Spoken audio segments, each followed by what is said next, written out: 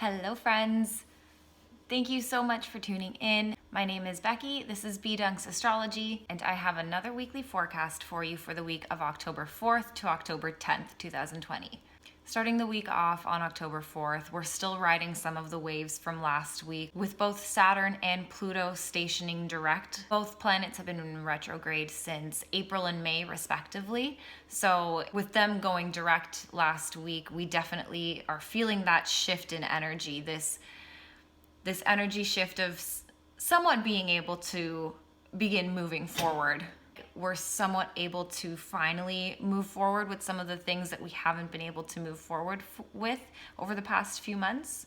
This week we do have a bit of a tense week with Mars making some squares to Saturn and Pluto, and with the moon transits also making some difficult aspects to both Saturn and Pluto. So we'll all be feeling a little emotionally driven this week. All in all, I feel like this week is a week where we'll want to remain driven and focused, and at the same time open to any unexpected changes, any unexpected events that might occur. On Sunday, October 4th, the moon is making a conjunction with Uranus in Taurus. This is definitely going to invoke some sort of emotional need for freedom and independence. We're all still somewhat feeling the intensity from the Aries full moon that occurred on the 1st of October, where we were invited to release some of the things that have been holding us back from going after what it is that we desire. Now that the moon is meeting up with the inventive and often seen as rebellious Uranus, we're definitely going to feel a surge of motivation to redefine the ways that we go about doing some of our day-to-day tasks. And redefine the way that we establish an emotional sense of home. This conjunction is bound to stir up some sort of just desire for change.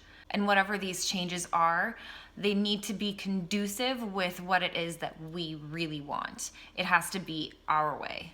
These are the types of changes that are going to allow us to feel like we're able to break free from the past. And that could be from our childhood and our early upbringing all the way to yesterday. Again, the desire to switch up our day-to-day is going to be strong. Some of us might be feeling the urge to break free from some of the things that in the past prevented us from feeling like we received the nurturance or the support or the care that we needed.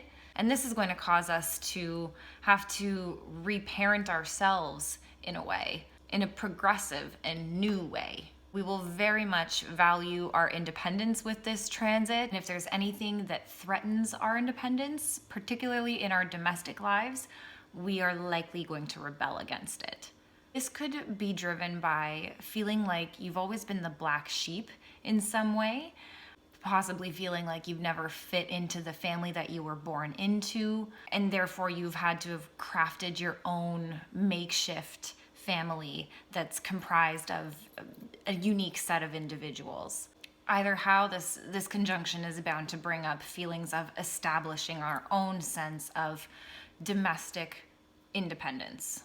At the same time, the moon and Uranus are both going to be opposing Mercury sitting in Scorpio. This could mean that some of us might experience difficulty with coming to a conclusion based on common sense. And what I mean by common sense is being able to come to some sort of conclusion that takes into consideration both the thinking, analytical side of a situation as well as the emotional side of a situation, and bringing it together into a common, sensical ground. Sensical? Whenever the moon opposes Mercury, it does create a little bit more issues and difficulty with us being able to access our emotional side, our emotional knowing. And when you throw Uranus into the mix, things can get spicy.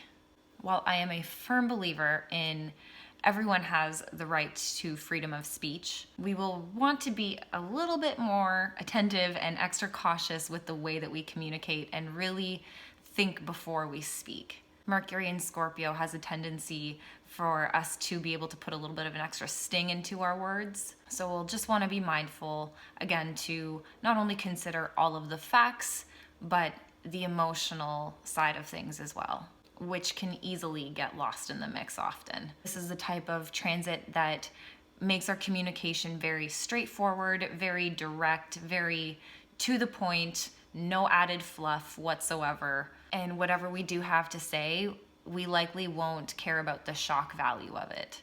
At the same time, whatever we do reveal, which will only be the truth and nothing but, could help liberate and set free parts of ourself, emotional burdens that we might be carrying, or it could help set free some of the people in our lives that have been stuck in a perspective, and maybe what we have to say and reveal helps to change that and flip their story around. Also on this day, we have Chiron making a quincunx to Mercury.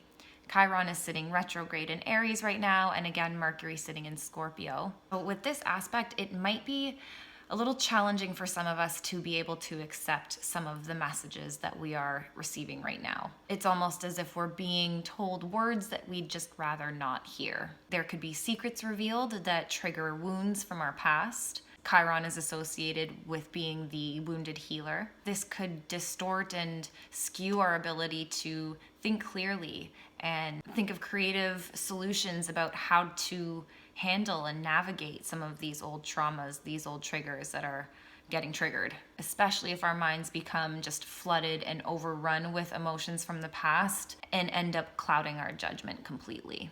Mercury in Scorpio is very representative of underworldly hidden information and ways of thinking. Chiron in Aries is a wounded warrior who's on a mission to heal. This quincunx aspect between the two does create a bit of a challenge. Quincunx aspect is like mixing oil and water. So there's almost a complete inability to bridge the gap between these two forces. The best way, I think, to navigate this is to try to toggle between the two as opposed to trying to mix them together.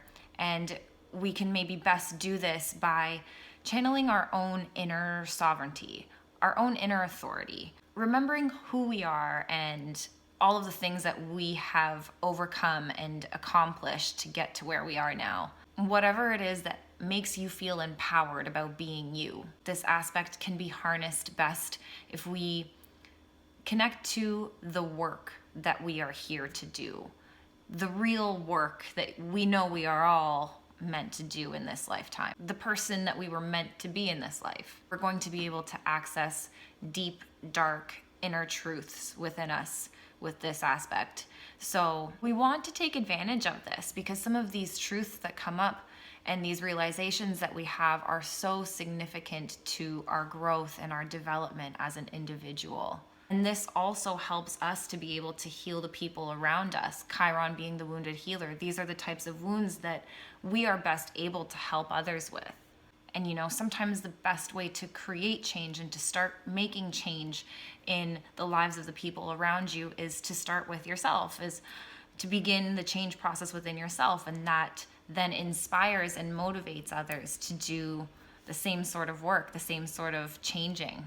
On October 5th, the moon in Taurus is going to be making a trine to Pluto sitting in Capricorn. This trine to Pluto should help make us feel a little bit more comfortable with some of the changes that are occurring right now, both on a global scale and on a personal level. We should be feeling an emotional sense of courage and an ability to be able to face some of these challenges head on. And this is backed by a deeper internal understanding that any crisis that we face, any death that we are witness to or experience, whether that be literal or figurative, is only paving the way for something new to come forth, something new and beautiful to be reborn in its place. It's a purification process.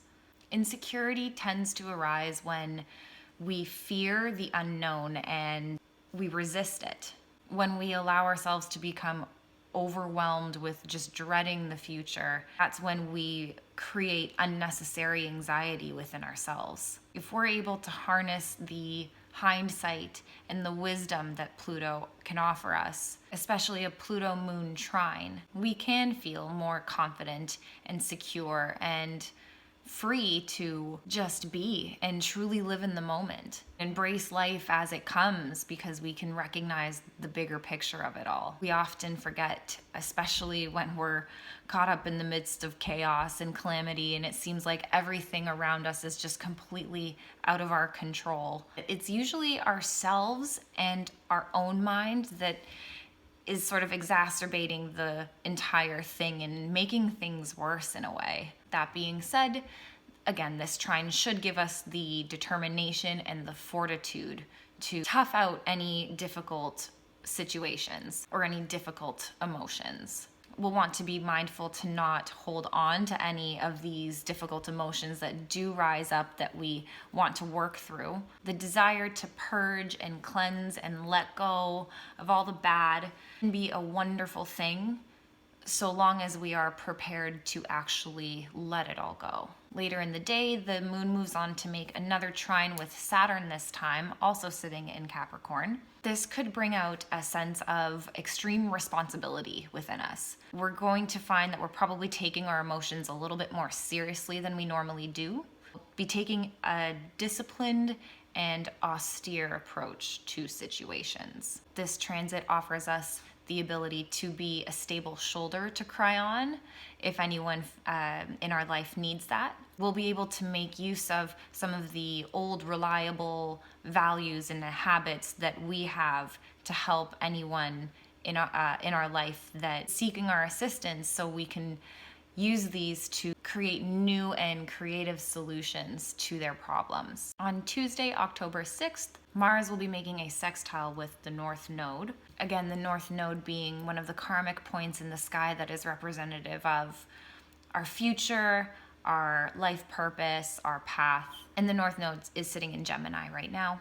This karmic aspect ushers in a lot of instinctual primal energy. This transit should be able to allow us to bridge our Mars, our desires, our will, our instinct, our gut primal knowing, and our North Node, the conscious motivations that we know we need to step into, the situations that we know we need to experience as they are relevant to the development and the unfolding of our life. This transit should inspire us to really go after what we want in life.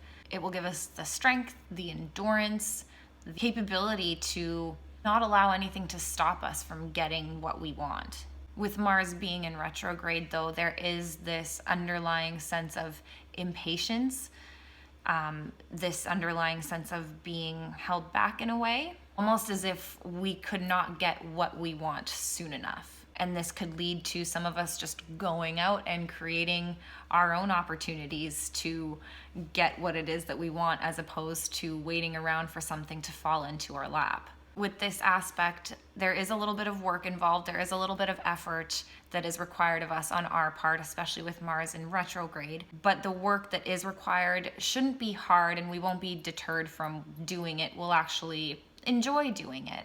We'll enjoy the challenge of it, and we'll feel a sense of accomplishment when we actually attain our goals. Overall, this is a really motivating and encouraging aspect, and I think it's a great one to take advantage of so that we can really focus and hone in on the direction that our lives are going in right now and go after the things that align with our vision.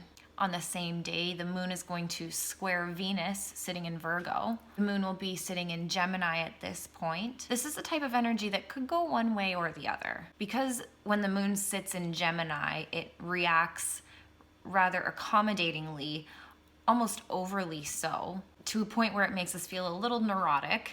Couple that with Venus sitting in Virgo, where there's this heavy sense of duty. There is the potential for us to feel this too much, to a point where we're taking on other people's problems and we're trying to fix them. We're taking on an emotional responsibility for other people's problems, other people's reactions. We could feel overly anxious about some of the relationships in our life right now. This could result in us running over worst case scenarios over and over in our head and going over and above taking actions to make sure that those worst case scenarios don't happen. Venus in Virgo, again, does have the potential to be a little too much of a perfectionist. And that could, again, lead us some of us to feel a little neurotic. So we can channel this energy by redirecting it into creative efforts, creating things that invoke the romantic side of us, the feminine, the yin side of us, nurturing side of us. Activities like writing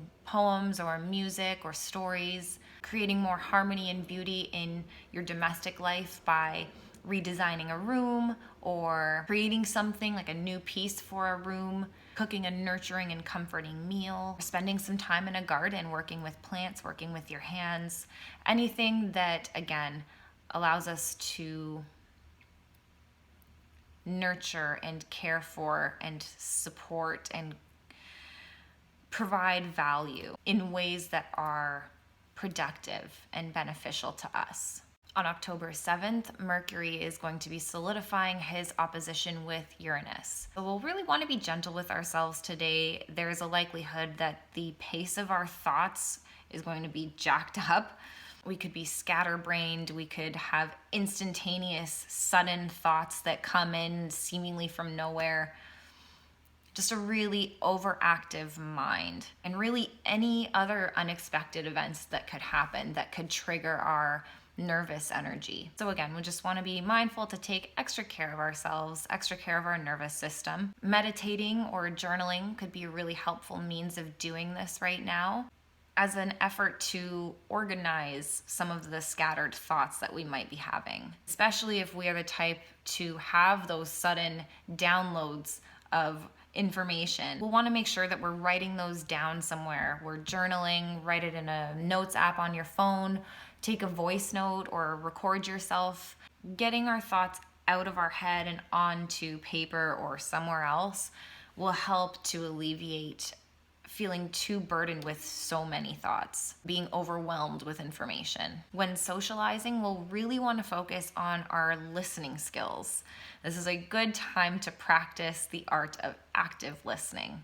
There is the potential for some redundant arguments to occur, some of the types of arguments that you have just for the sake of arguing. So again, this theme of thinking before we speak will be a priority for a lot of us. Sticking to lighter, not so serious topics of conversation could help alleviate this too. Also on the 7th, the sun is going to be making a trine with the moon. The sun being in Libra right now and the moon will be in Gemini. This should usher in some really warm, welcome energy that helps to balance our emotions with our will. This is some great energy to take advantage of. It's some really cooperative energy, harmonious energy, especially an internal harmony within ourselves. And it's a really balancing transit that can help us to accomplish some of the things that we really, really desire. And we should be able to go after it with little to no problems. On October 9th, Mars will be making his second of 3 squares to Pluto for the entirety of 2020.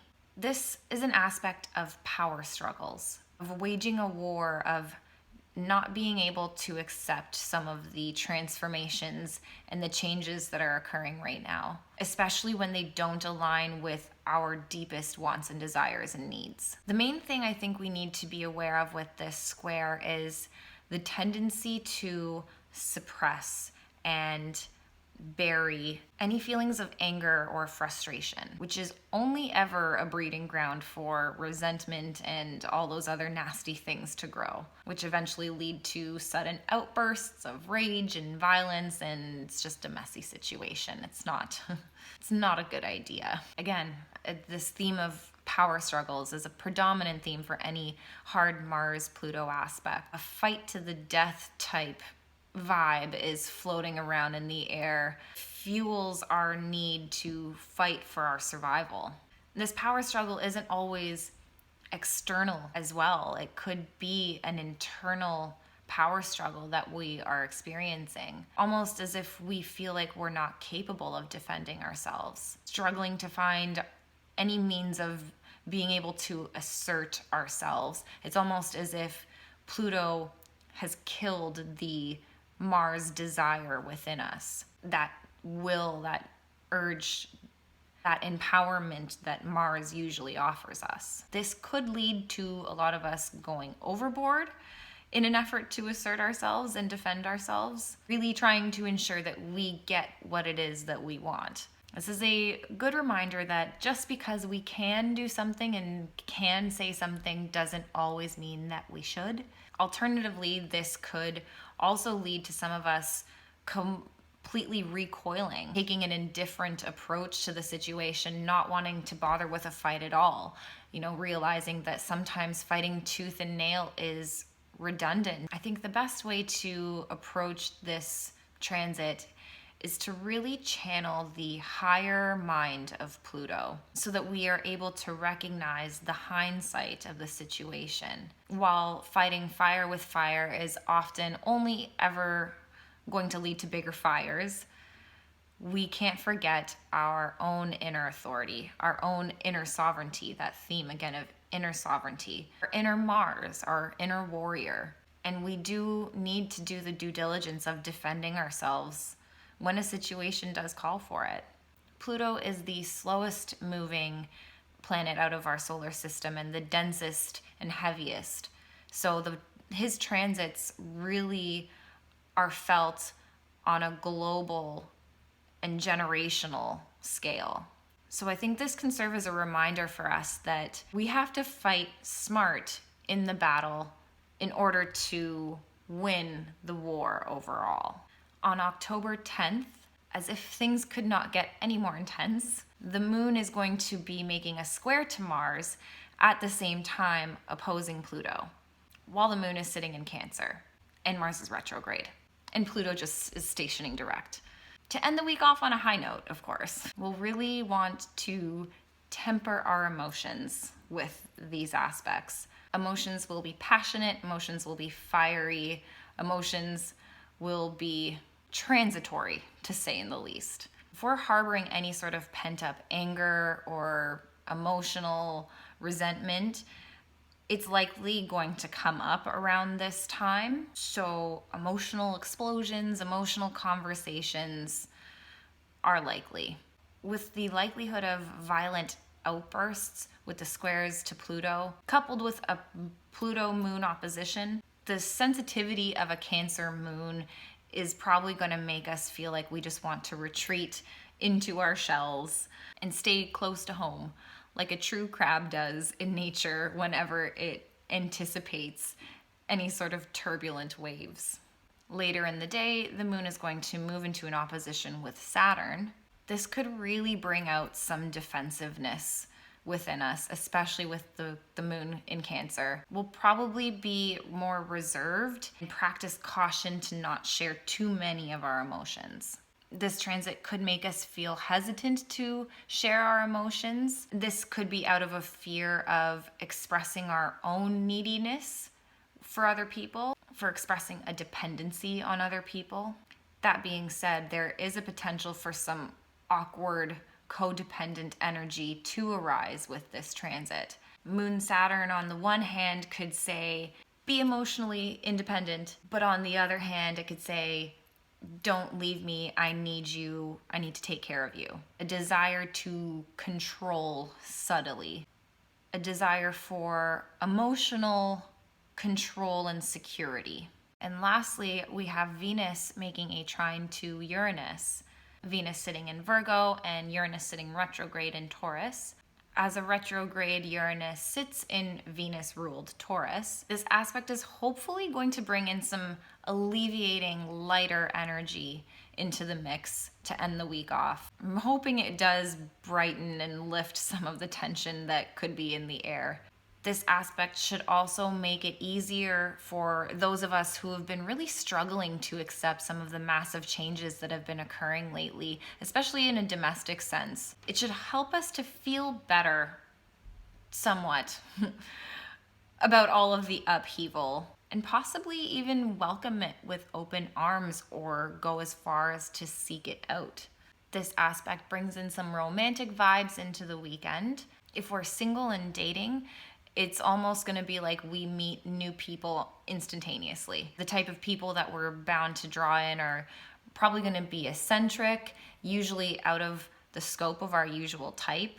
And this could be a very welcome and refreshing change for some of us. This should be a fun transit overall, and generally a lot of us are just going to feel like hanging out and socializing as much as we can right now.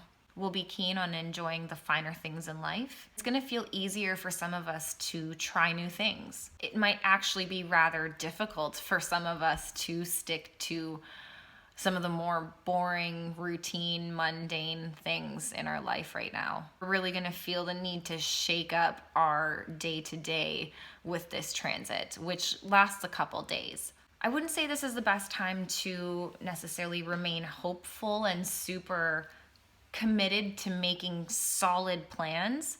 This transit is likely to bring in the unexpected, from people to events to opportunities. So we might want to take the approach of just being more laid back and open to whatever it is that comes our way, as opposed to trying to make plans and plan out every single fine detail. This isn't to say that every single new person or situation you meet is a complete write-off, because it's not going to last long.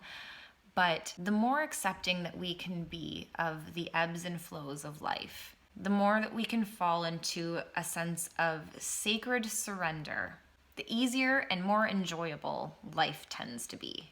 This aspect, again, should just really encourage all of us to enjoy life overall more. And it should help us to cultivate the presence that is required to actually live in the moment and enjoy life to the fullest. That is it for me for this week, folks. I really hope you enjoyed this week's forecast.